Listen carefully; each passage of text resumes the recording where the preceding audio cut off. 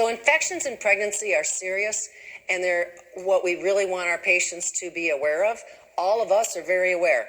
The housekeeping people here, they've had to restock the paper towels and clean the bathroom so many times. They're like, oh man, we know you are all nurses, which is great. So you want to teach your pregnant patients about good hygiene, hand washing, keeping everything clean, and help them avoid febrile illnesses. And we certainly know that even cleaning the cat box can be a risk. So you want them to give that task to somebody else. You even want to teach your patients to not share furniture with their cats, because typically cats go from the cat box to where? Your lap. And you can tell because you smell ode de cat box when they sit on your lap. How many of you have had that happen? You don't want that occurring with a pregnant woman. So you also want to be aware that we have a current outbreak of what in this country because people aren't getting vaccinated? Measles, and measles are highly contagious. The measles can stay in air for 2 hours after someone passes through the room, suspended in droplets. You pray to God you don't have a pregnant woman on an airplane with a patient that has measles.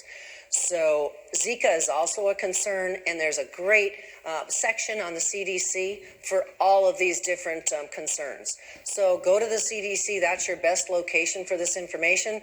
Your tax dollars at work, and just protect your patients as best you can. Immunizations in pregnancy, this is a summary of what we already talked about. So we're always going to make sure immunization, the influenza is updated and the Tdap is updated. And we have the time frame. I don't think they're going to ask the time frame on the exam, but it's later in pregnancy to give the best protection to the baby when the baby's first born. And then you already know about live attenuated. So you got that.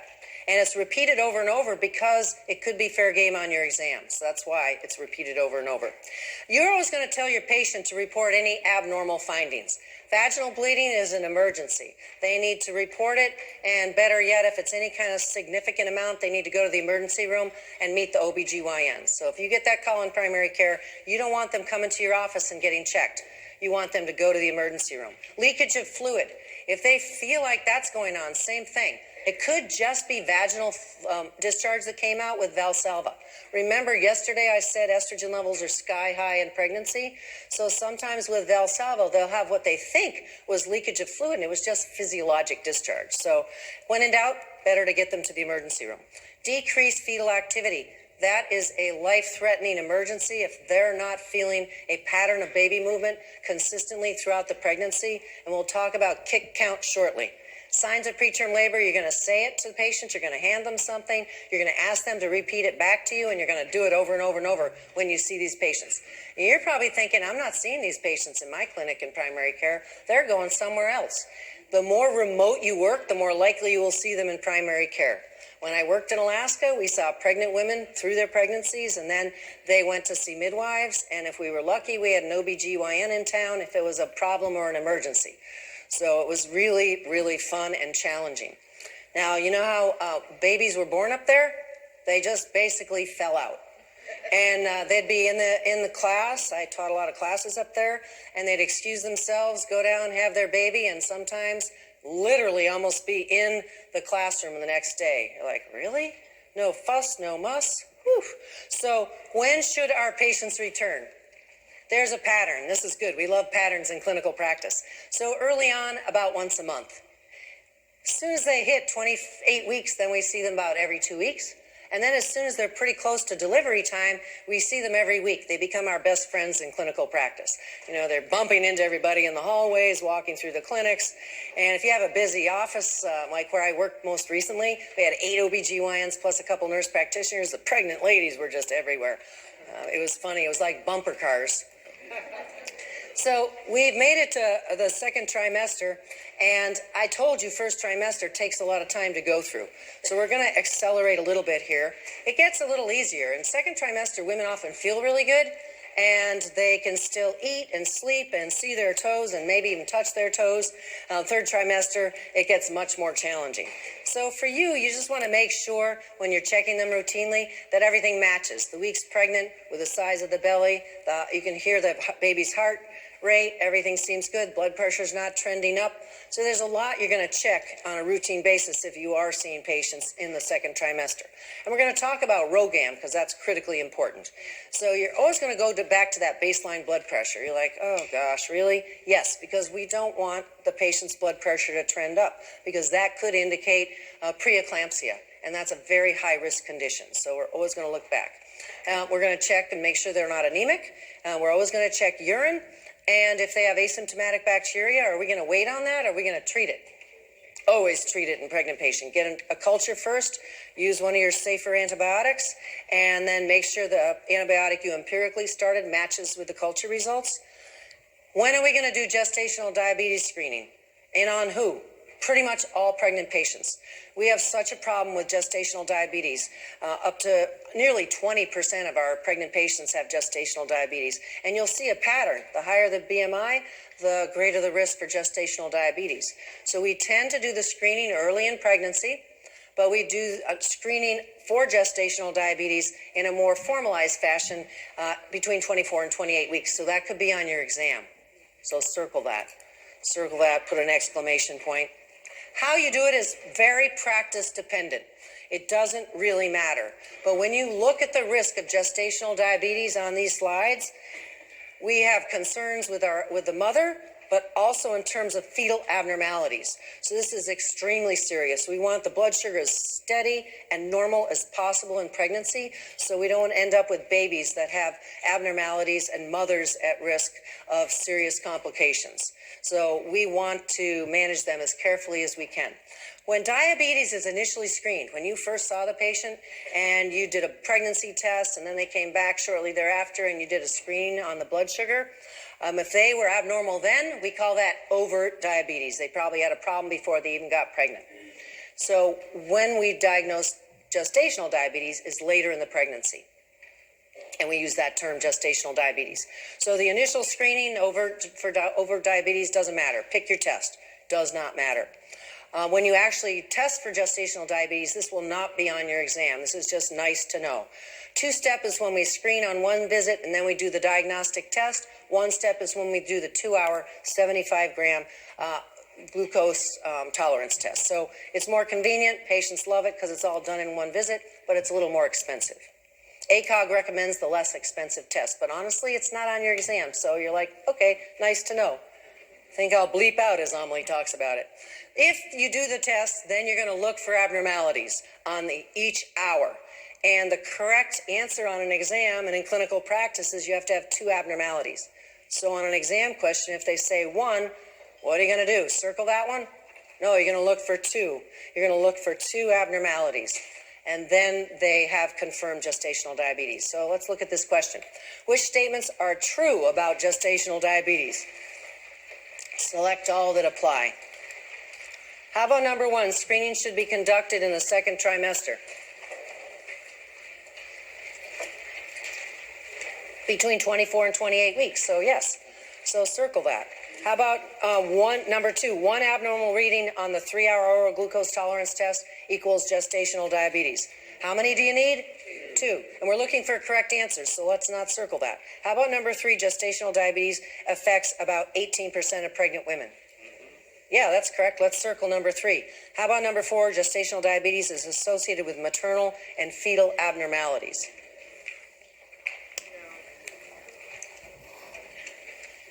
Correct. It is. So we don't want gestational diabetes to be out of control. So the answers are 1, 3, and 4. So if diabetes is diagnosed, we're going to call in our registered dietitians to help manage, unless you're a super expert, in which case you might also, you might kind of be the registered dietitian, but on an exam question, you're going to circle registered dietitian. And you're going to focus on protein, high quality macronutrients, whole healthy carbs, and vegetables. You know the drill, the basic Mediterranean diet. Insulin we know is safe in pregnancy. Metformin is safe in pregnancy. So we don't get that wrong on an exam question. Metformin is safe in pregnancy. So that's going to be something that you see patients utilizing. Now we're going to switch to McDonald's rule, EIEIO. That's how I remember it. It's the fundal height test. And so McDonald's rule is that there's a correlation between the weeks the patient is pregnant and the size of the mother's belly. So fundal height and gestational age in weeks between 18 and 34 weeks. So there's a wiggle room of 2 centimeters, which is equal to about 1 inch, right? So if they're under by more than 2 centimeters or over by more than 2 centimeters, they need to be referred to OBGYN to make sure everything's okay. They're probably going to do an ultrasound and this and that. Now, you may say, God, I tried measuring the belly and there's no tattoo at the top of the belly, and where's the top of the belly anyway? You know, it's hard to figure out. It's kind of a subjective landmark. So you do the best you can to figure it out, and if you're really concerned that they're under or over, better to get an OBGYN consultation than take a chance. So 2 centimeters wiggle room on your exam. Bladder must be empty or they will hate you. They're laying on their backs and they have to pee and you're fiddle-faddling around trying to figure out where the top of the uterus is. So always make sure they empty their bladder, which they're going to do anyway, because they're always going to pee in a cup when they come to see you. So an integrated screen is generally what is used when patients are of advanced maternal age. And we know that age cutoff now. 35, good job. Or if they're high risk, by family history or personal history. And usually that involves maternal fetal medicine. That's usually then going to involve OBGYN. So these are not your patients. If you identify patients with a high genetic risk and somehow they were in family practice with you initially, they're going to go to OBGYN. And OBGYN is going to coordinate this with maternal fetal medicine. Usually ultrasound, maybe amniocentesis will be done, but this is a patient that's not yours. Okay, good. And there are a lot of problems that we can see, and certainly Down syndrome is very well known. Turner syndrome is also one you might have heard of, and you know there's sort of a classic look when a patient has Turner syndrome, and you can see that in this image. Will that be asked on your exam? Probably not. But often these women have problems with reproductive issues. They may not even get their periods, but also may not be able to have babies, and so it's a serious condition. What is quickening? It sounds like baby movement, doesn't it? It's baby's first movement, and it often feels like a flutter. If patients have never felt it before, they may think they're getting gas. I always think of how Amelie says diarrhea. Sometimes, you know, they just feel what they think is just GI distress. Once they've had the experience, it's really very distinct. It's like kind of a fluttering. And then they're able to identify it earlier in subsequent pregnancies. So it's identified later in first pregnancies. So 17 and 20 weeks in a first pregnancy because they don't really know what they're feeling. And then subsequently they can identify it earlier. How many of you can vouch for that? Anybody in here can vouch for that? It's pretty cool. It's a very cool experience. So a pregnant mother is Rh negative. What can happen when a pregnant mother is Rh negative? She can develop antibodies against a baby that's Rh positive, and that can be extremely serious, even life-threatening. So when should she receive RhoGAM? Select all that apply. When do we give RhoGAM? Usually about 28 weeks. Great job for those of you that I heard say the answers. So number 3, around 28 weeks, and then shortly after delivery, within 72 hours after delivery. So your answers are 3 and 5. So we want to prevent her from developing antibodies against that baby or babies in the future. So a pregnant mother who is Rh negative has had a suspected miscarriage. Early in the morning, she's come to you in primary care. You're like, why? Why? Last menstrual period was 8 weeks ago. How should this be managed? What on this list makes sense in terms of what you should do today? She does not need RhoGAM? No. She's Rh negative. That's wrong. Let's not circle that. We're looking for correct answer. She should receive RhoGAM now. Number 2 is correct, yes. How about number 3? She needs RhoGAM only if the miscarriage occurs in the second trimester. No. How about number 4? She needs RhoGAM only if miscarriage occurs in third trimester. No. So you only have one right answer, and that's number 2. So there even is a recommendation from ACOG now that when a woman has an abnormal episode of bleeding that could possibly have been a miscarriage or an early spontaneous abortion, that when in doubt, we give RhoGAM to protect the woman in the future and the baby in any subsequent pregnancies in the future.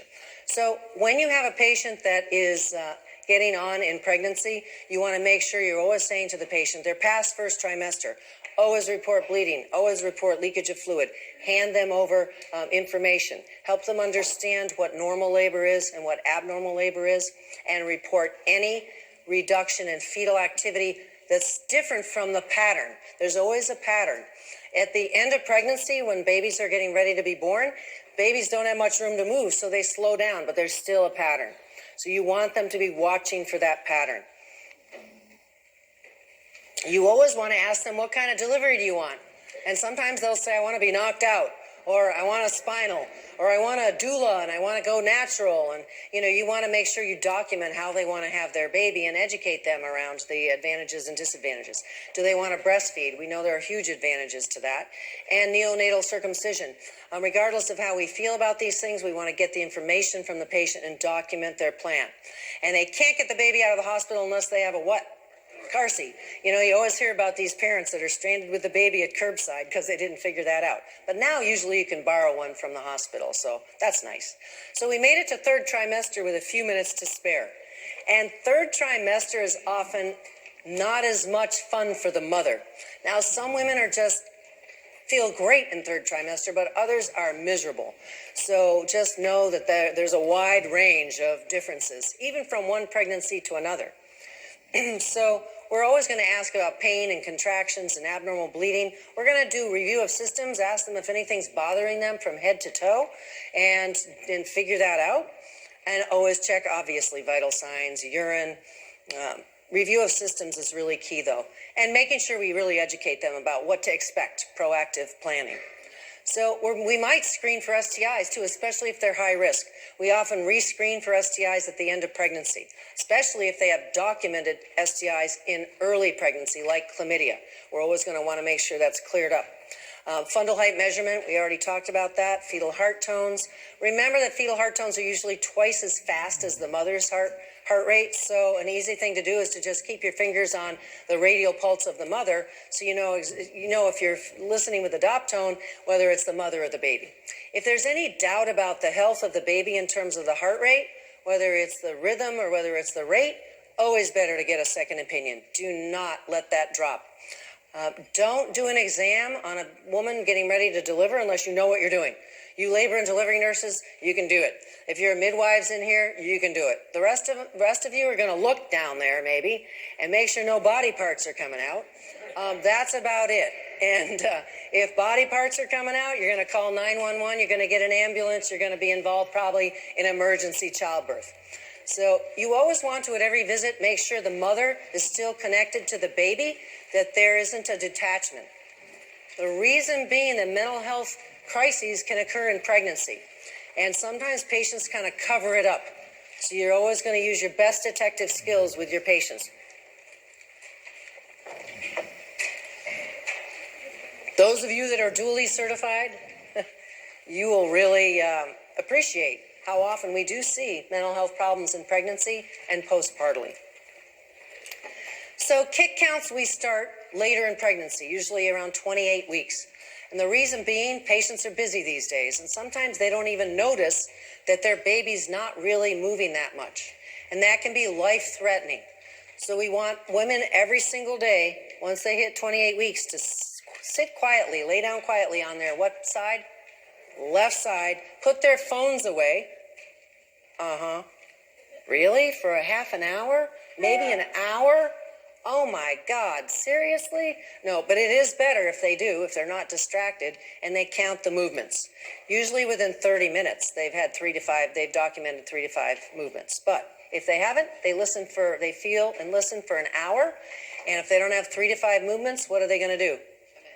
Come in, or if you're really worried, they're really worried, they didn't feel any movements, you might need to call and tell them to call an ambulance and go to the emergency room, because babies can die quickly in utero, especially if a cord is around the baby's neck. That happened to one of my nurse practitioner friend's daughters, and it was really, really devastating. So she wasn't really checking, she wasn't really told to check every single day for baby movement. She was seeing a lay midwife. So it's always better to see a certified midwife who hopefully wouldn't drop any balls in terms of educating their patients.